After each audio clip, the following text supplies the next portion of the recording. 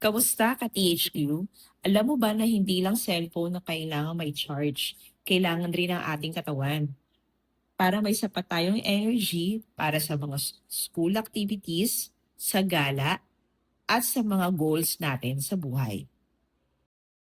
Ang pagkain ay nagbibigay ng kalakasan sa ating katawan. Kaya kapag puro junk food na kinakain natin, madali tayong malulubat.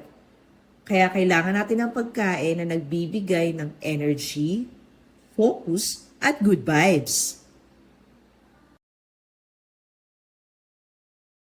Hindi kailangan maging chef para kumain ng healthy. Tatandaan mula sa ating pinggan, 50% kailangan kumain ng gulay at prutas, 25% mula sa mga karne, at another 25% naman ay para sa iba't ibang uri ng carbohydrates. Confess tayo. Sino sa inyo mahilig mag-skip ng breakfast tapos gutom na gutom before lunch? Small changes lang. Hindi kailangan maging perfect. Basta mas maging smart sa choices.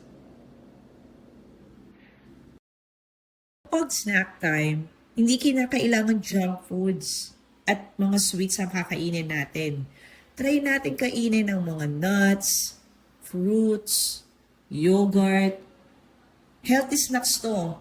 Mas magiging happy yung body natin. Healthy foods, boring na. Ang healthy food ay parang playlist. Depende kung paano ito i-mix.